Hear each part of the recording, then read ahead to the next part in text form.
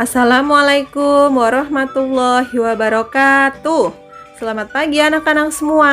Bagaimana kabar kalian hari ini? Semoga kalian semua dalam keadaan sehat walafiat ya. Dan untuk pelajaran hari ini, Ibu akan masih membahas tentang materi IPS terpadu, masih di bab 11, yaitu tentang kehidupan pada masa praaksara di Indonesia. Dan ini merupakan bagian yang kedua ya. Kalau pertemuan sebelumnya itu yang pertama, nah untuk pertemuan kali ini kita akan membahas yang selanjutnya.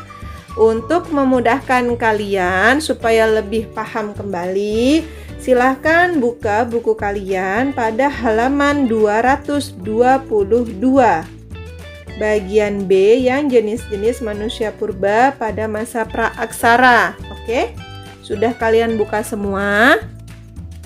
Kalau sudah, mari kita mulai pembahasan yang pertama.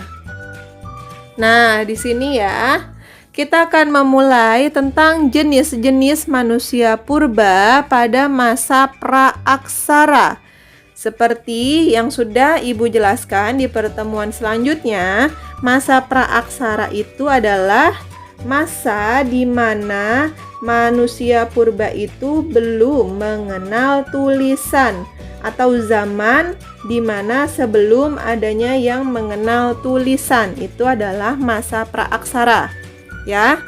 Nah, di sini kita akan membahas terlebih dahulu tentang fosil dan artefak ya.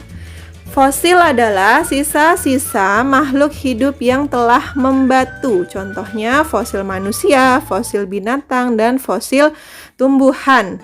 Kemudian yang kedua ada artefak. Artefak adalah segala benda atau perkakas yang dibuat dan digunakan manusia purba untuk keperluan hidupnya. Contohnya ada nekara, kapak persegi, dan gerabah. Ya, dan masih banyak lagi contohnya. Di Nusantara, penemuan yang mengawali dibukanya tabir manusia adalah ditemukannya fosil Pithecanthropus erectus. Ya, ini adalah penemuan pertama yang memulai atau dimulainya penelitian tentang manusia purba di Indonesia.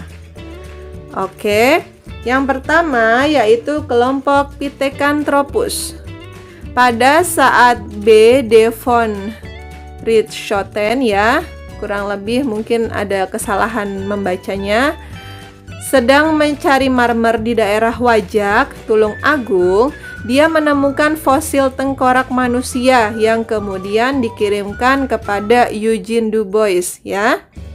Pada tahun 1890, Eugene Du Bois datang ke Indonesia, tepatnya di daerah Trinil, desa yang terletak di tepi Sungai Bengawan Solo, dan kemudian menemukan fosil bagian-bagian tubuh manusia, yang kemudian manusia purba tersebut diberi nama Pithecanthropus erectus. Oke. Kemudian G.H.R. von Koenigswald melakukan penelitian pada tahun 1936. Ia menemukan sebuah fosil tengkorak anak-anak yang berada di dekat Mojokerto yang dinamai Pithecanthropus mojokertensis, yang usianya lebih tua dari Pithecanthropus erectus ya. Jadi ini penemuan-penemuan awal pada masa ya dimulainya penelitian manusia purba di Indonesia. Nah, jenis yang ketiga adalah ditemukannya fosil Pithecanthropus robustus oleh Weidenreich dan von Koenigswald pada tahun 1939 di Trinil ya. Dari beberapa penemuan fosil Pithecanthropus dapat disimpulkan mengenai ciri-ciri fisik Pithecanthropus. Ya, jadi dalam beberapa penelitian ini sudah ditemukan beberapa makhluk atau manusia purba ya pada kelompok Pithecanthropus seperti Pithecanthropus erectus, Pithecanthropus robustus, dan Pithecanthropus mojokertensis ya. Dan di sini mempunyai ciri-ciri sebagai berikut, ciri-ciri fisik dari manusia purba kelompok Pithecanthropus ya. Ada beberapa ciri-ciri, mulai dari tinggi badan, ada volume otak, badan tegap dan hidung lebar, kemudian ada bentuk gerahamnya, kemudian ada tulang tengkoraknya juga, ada cara jalannya, dan diperkirakan manusia purba ini yaitu makhluk hidup omnivora ya, atau pemakan segala. Nah, ini adalah ciri-ciri fisik dari kelompok Pithecanthropus. Kemudian yang kedua yaitu kelompok Meganthropus. Pada penelitian tahun 1941, Koenigswald menemukan Meganthropus palejavanicus atau manusia raksasa dari Pulau Jawa yang berada di dekat Sangiran di lembah Sungai Bengawan, Solo. Ciri-ciri dari kelompok Meganthropus ini ada beberapa hal. Yang pertama dari mulai rahangnya, kemudian ada bentuk tulang muka, kemudian ada bentuk otot tengkuk, dan diperkirakan juga kelompok Meganthropus ini adalah pemakan tumbuh-tumbuhan. Yaitu adalah ciri-ciri dari Meganthropus. Kemudian yang ketiga yaitu kelompok Homo ya. Dalam penggalian yang diadakan antara tahun 1931 sampai 1934 oleh T. Terhar dan Insinyur Oppenort, ditemukan 11 buah fosil tengkorak di desa Ngandong, Kabupaten Blora. Setelah diteliti, manusia purba tersebut mendekati manusia atau homo ya, sudah berbentuk seperti manusia atau mendekati. Oleh karena itu disebut Homo soloensis atau manusia Solo. Koenigswald juga meneliti tengkorak yang sudah ditemukan di Wajak, dekat Tulung Agung pada tahun 1889.